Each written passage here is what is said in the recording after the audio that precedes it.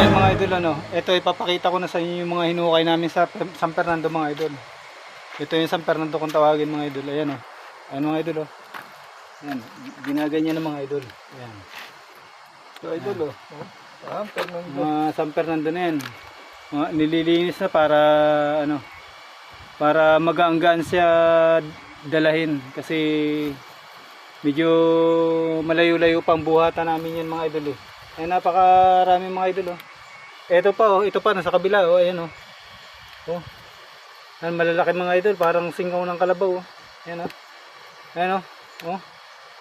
Maganda ito mga idol pag ano, itong ganitong klase ng gabi.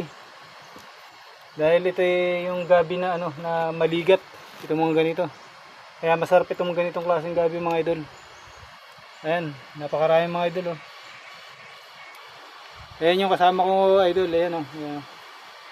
Oh, napakarami ano. Ayaw di ma. Ayan mga idol ano. Ayan at hanggang dito na lang muna mga idol at lilinisin ko muna itong gabi na ito mga idol ano, para madala natin. Para gumaanggan, matanggal natin yung mga putik-putik nito. Ayan, tanggal ang mga putik. Kagaya ng ginagawa niya, itong ginagawa niya. Ayan. Tinatanggal niya yung mga putik-putik para ano. Hoy, napakalaki niyan ano. Ang sarap siguro yan, napakaligat niyan ganyan. No? Umahon kayo para kay may dala pa baba. Ng San Fernando. Eh, pag hindi ka naahon, hindi, wala kang San Fernando. Eh, hindi ka naahon eh. Oh. Anong gagawin? Ayun, pwede, bibigyan na lang. Bibigyan na lang, pag ano, pag mahingi. Eh, paano kung hindi humingi? Eh, bibigyan pa din eh. Kailangan. Eh, kita eh, na madami oh. Eh, siyempre, pag may humingi, bibigyan natin.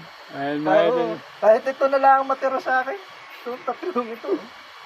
Kahit ito na lang. Oh. Yan oh. Kahit, siyempre, marami eh. Alam nga naman. Bibigyan natin kung hihingi. Kung hihingi. Ayan mga idol, napakabait mga idol. Pag may humingi raw, pwede na niyang bigyan mga idol. Ayan, napakasipag niya mga idol. Ayan o. Kung hihingi. Pero kung hindi naman hihingi, ibibigyan pa rin. Ayun. Para, Ayun, maganda. Anis. Ano, maganda. Pero, bago natin ibigay, pipispisan ko muna ng ganyan. Ayun. Tatanggalan natin ng lupa.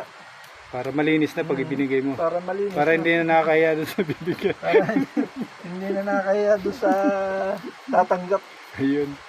Oh, ayan mga idol ano. At hanggang dito na lang muna mga idol ano.